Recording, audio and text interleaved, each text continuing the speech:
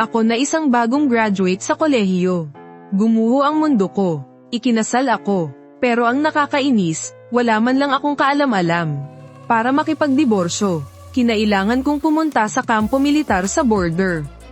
Maya-maya, may narinig akong isang malinaw na boses. Sino ang hinahanap mo? Tumingin ako sa babaeng bumaba mula sa sasakyan. Hinahanap ko si Song Ching-won. Magkakilala ba kayo? Ang Song Ching-won na ito ang kanilang commander. Hindi ba't nasa harapan na niya? Bumakas ang gulat sa mga mata ni Song Ching-won. Malakas ang memorya niya, pero sa harap ng ganito kakisig na lalaki, wala siyang maalala ni Katie Ting.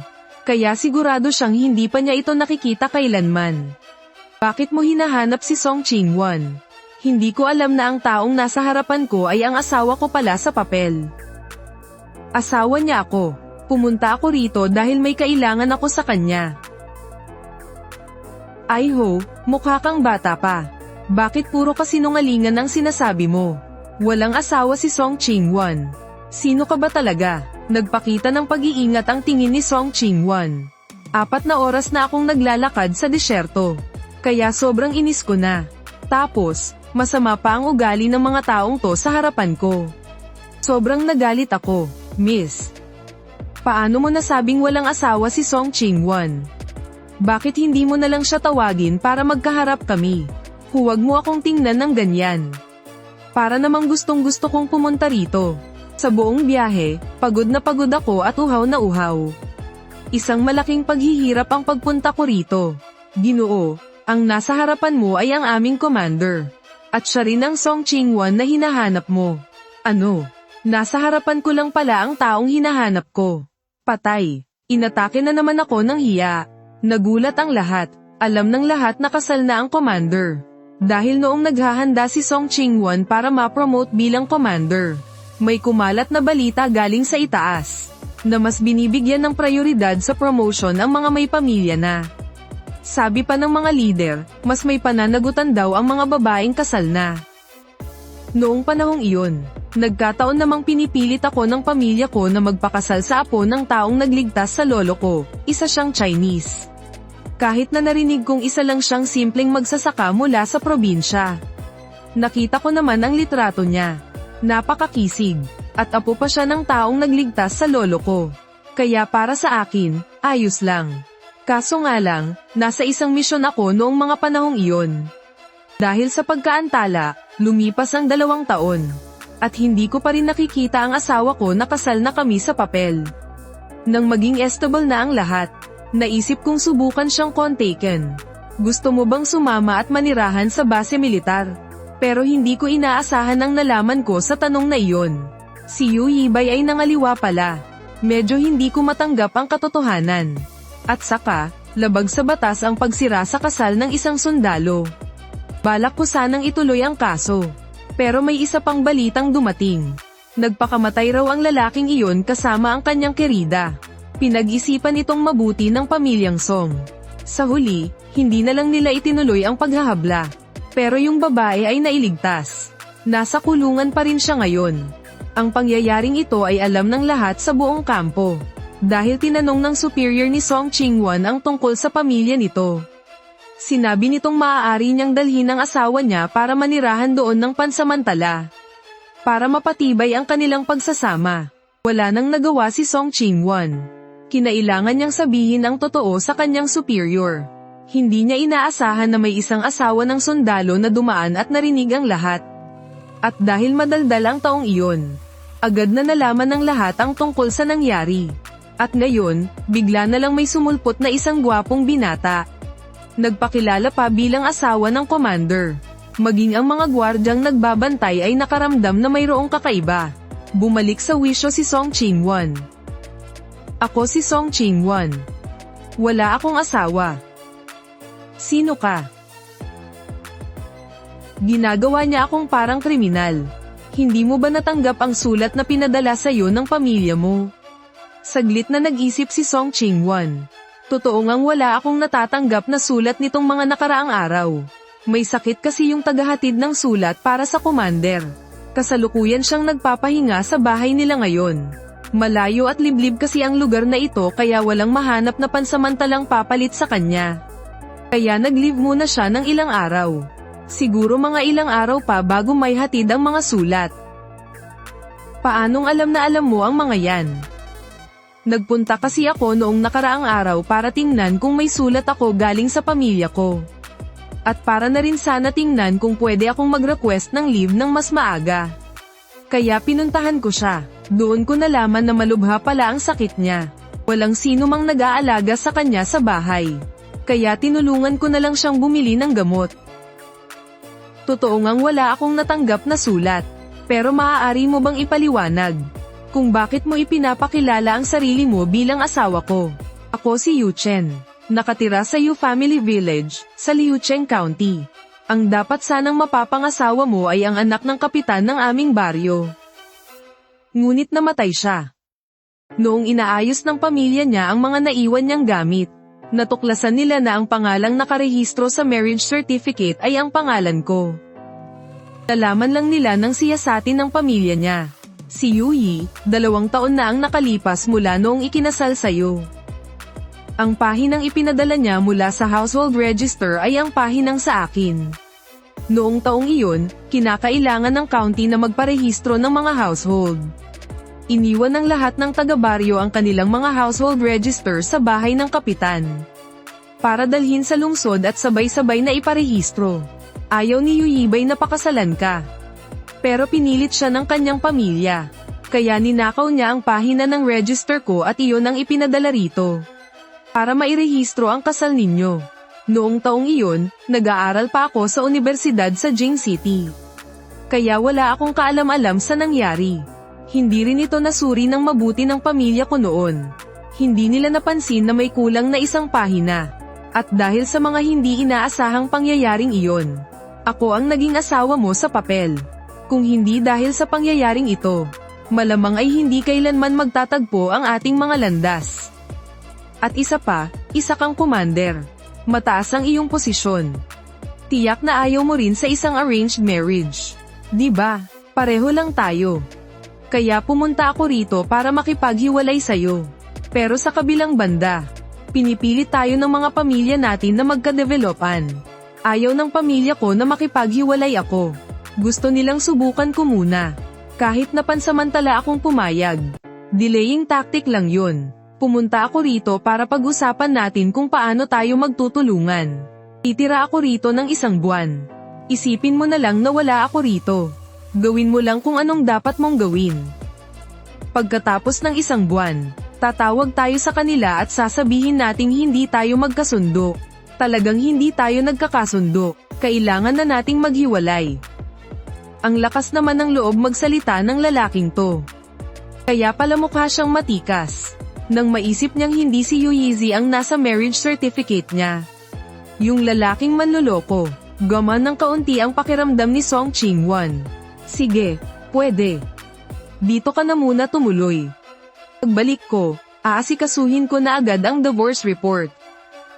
Salamat, pasensya na sa abala ngayong buwan. Kahit saang pwedeng tuluyan lang, okay na sa akin. O kaya kung may bakanteng dormitoryo o bahay sa military district, pwede kong rentahan ng 1 buwan.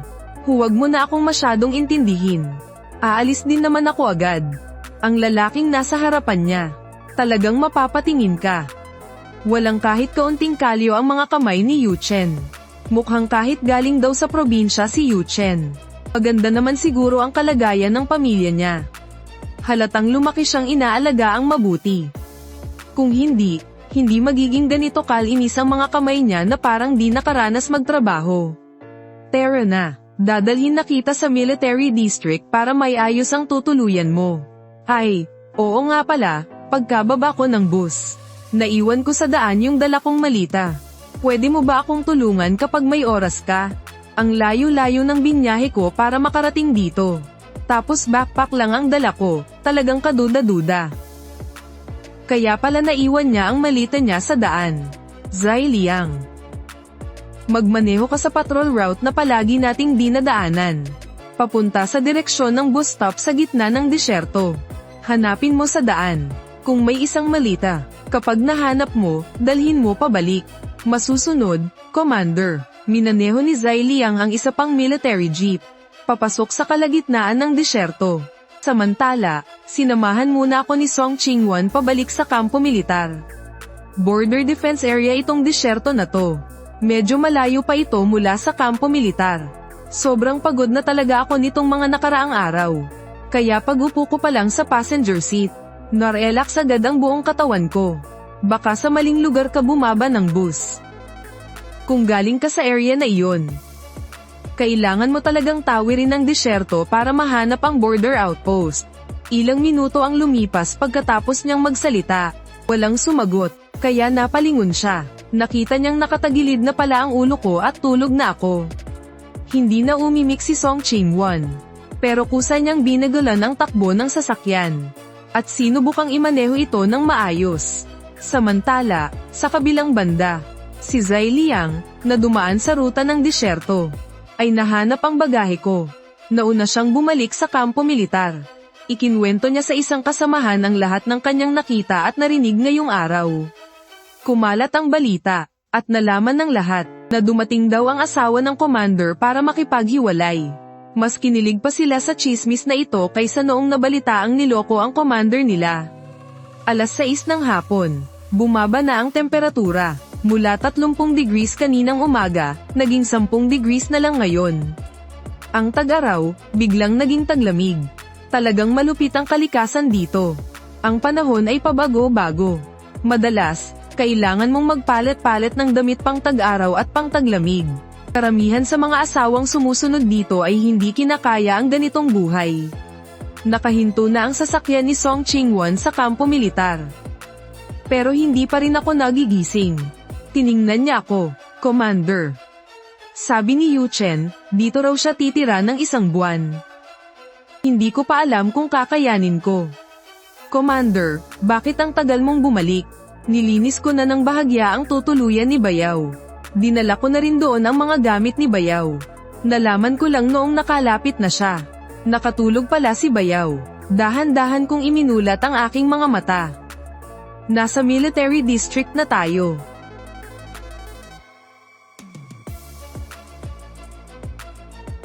Mahigit 10 minutong lakad pa. Baka magkasipon ka sa lamig. Kailangan kong aminin, itong asawa ko ay medyo maalalahanin din pala. Naalala pa akong dalhan ng damit. Salamat, ha. Bayaw, pasensya ka na. Nagising ba kita? Ayos lang, sobrang pagod lang ako kaya nakaidlip ako sandali. Narinig kong nahanap mo na raw ang bagahe mo. Saan mo inilagay? Nasa kwarto. Ikinuha ko kasi ng matutuluyan si Bayaw. May bakanteng kwarto sa family building. Pwede mo nang doon tumuloy si Bayaw. Kung sa tingin mo ay hindi maganda ang kwarto doon, pwede kang mag-request bukas na lumipat kapag may oras ka. Maraming salamat, nakaabala pa ako. Ha ha ha. Akin na ang susi. Sige na, gawin mo na ang mga kailangan mong gawin. Sige po, ate. Sige, mauna na ako. Ang tagal ko na rin palang napunta rito. Minsan, nakakalimutan ko na ang buhay ko bago ako mapunta rito. Pati na ang mga makabagong teknolohiya sa parallel world na yun. Lumaki akong pinalaki sa layaw ng aking pamilya. Sa totoo lang, kung iisipin, bukod sa hirap ng pag-aaral, wala na akong ibang hirap na gustong danasin. Mabuti na lang at nagsumikap ako. Nakapasok ako sa universidad sa Jing City. Para gamaan ang pasanin ng aking pamilya. Ginamit ko rin ang utak ko para kumuha ng mga part-time job at kumita ng pera. Isang kaklase kong mayaman ang sumabay sa uso at nag-invest. Malaki ang kinita niya. Akala ko ay magiging maayos at madali na ang takbo ng buhay ko. Sino bang mag-aakala na may ganitong patibong pala ang tadhana? Ang tanging hiling ko lang ay makipag-divorce na agad. Para makabalik na sa dati kong magandang buhay. Sa lugar na to na wala man lang akong kakilala. Gusto ko na talagang umalis. Narinig yata ni Song Chingwan ang pagbuntong hininga ko. Akala niya siguro dahil sa hirap ng kalagayan dito. Kaya ako nalulungkot, pero hindi ko rin naman siya masisisi. Isang college graduate. Pag-graduate ko lang, saka ko nalaman na ipinalit pala ako sa kasal ng iba. Kahit na isa lang itong malaking pagkakamali. Kung gusto naming mapawalang bisa ang kasal, Kailangan pa rin naming dumaan sa proseso ng divorce. Kung sakaling gusto kong mag-asawa sa hinaharap, magkakaroon ako ng reputasyon bilang isang diborsyada. Sa totoo lang, si Chen pa ang dehado dito. Sabihin mo lang sa akin kung may kailangan ka. Susubukan kong i-arrange para sa'yo. Ayos lang, 1 buwan lang naman ang itatagal ko. Habang naglalakad kami, yung mga tao sa family compound, nakita nila si Song Ching-won na may kasamang dalaga paakyat ng hagdan. Halos lahat sila, nakadungaw para tumingin. Nagbubulungan. Kitang-kita sa mga mukha nila ang pagkausyoso. Sa 3rd floor ako nakatira. Habang paakyat kami, pati mga bata ay mausisang nakatingin. Mukhang maaamoy ko rito ang sari-saring amoy ng mga niluluto. Sa totoo lang, ayoko talagang tumira sa ganitong lugar. Isang gusali na parang dormitoryo lang. Mas gusto kong tumira sa bahay na may sariling bakuran.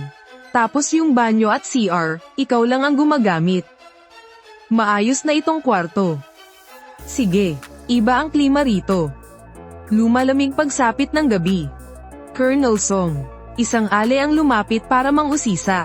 Ang totoo, alam na ng lahat na nandito ako para makipaghiwalay. Kalat na kasi ang balita. Dito titira si Chen. Siguradong kakalat ang tungkol dito. Ang tanong, paano ko siya ipapakilala ngayon? Ang awkward din kasi ng relasyon namin ni Song Ching-won. Tita Zhang, kara-rating lang niya, medyo pagod. Pinapasok ko na siya para makapagpahinga. Ching-won, huwag ka munang magmadaling magpahinga. Ipakilala mo naman siya sa amin. Ang kisig naman ng binatang to. Ikaw ba si Colonel Song? Sino ba to? Hello po, Tita Zhang. Ako po si Song Ching-won, ang legal niyang asawa. Pagkapasok ko sa pinto, pumasok na rin si Song Ching-won. Sa kama ay may nakalatag na makapal na kumot at sapin. Lahat ay magkakatulad na kulay military green. Siguro si Zai Liang, ang kumuha ng kumot mula sa dormitoryo ko sa kampo. Kumot ko yan. Kinuha ni Zai Liang mula sa cabinet ko. Malinis yan. Sige, maraming salamat sa'yo. Pag-alis ko, lalaban ko na lang bago ako umalis. Bawat palapag ay mayroong pampublikong gripo. Ang paliguan ay nasa unang palapag. Sa tingin ko, may pagkain pa sa kantina ngayon. Pwede kitang dalhin doon para kumain. O kaya naman ay ibalot ko na lang para sayo. Ngayong nabanggit mo, nagutom tuloy ako.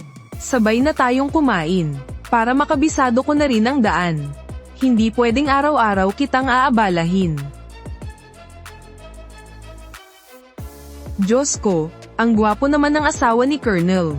Narinig ko, nandito raw yan para makipaghiwalay.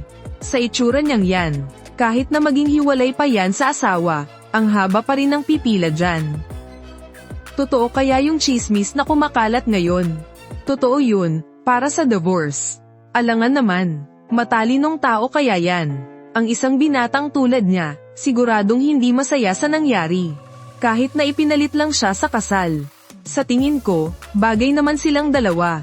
Ang pamilya ni Colonel Song, lahat may stable na trabaho sa capital. Maganda ang estado ng pamilya nila sa buhay.